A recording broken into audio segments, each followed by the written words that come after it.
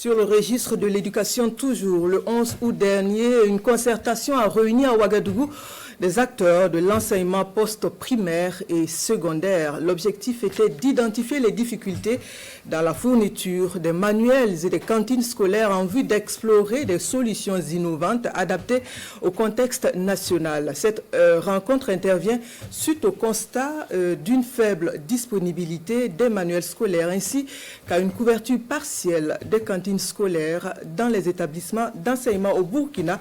Plus de précision avec Ahadi Sandamba. Des acteurs clés de l'enseignement post-primaire et secondaire mènent ici la réflexion sur le contenu, la disponibilité ainsi que l'accessibilité des manuels scolaires et de la cantine scolaire au Burkina Faso. Un atelier pour identifier les failles et faire des propositions idoines pour un système scolaire dynamique et très productif.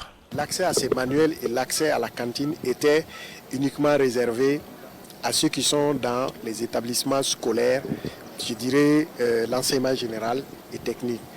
Ceux qui sont dans la formation professionnelle n'avaient pas accès, ils étaient exclus. Alors que vous savez que l'orientation est aujourd'hui de faire en sorte que beaucoup d'élèves puissent avoir des compétences, et apprendre des métiers pour pouvoir mieux s'insérer dans le monde du travail. Donc il faut qu'eux aussi ils aient accès aux manuels et à la cantine. Ce n'est pas tout. Dans beaucoup de classes, tout comme dans plusieurs disciplines, il manque encore des manuels qui reflètent nos réalités. Et l'urgence ici, c'est de mener la réflexion pour la production des manuels par des Burkinabés pour des enfants burkinabés. Actuellement, nous sommes à un ratio de 5,5 manuels par élève pour une norme, en tout cas au poste primaire de 8. Et nous sommes à 6,5 manuels par élève au secondaire pour une norme de 9. Pour la rentrée prochaine, nous envisageons mettre au moins 3 nouveaux titres de manuels scolaires à la disposition des élèves.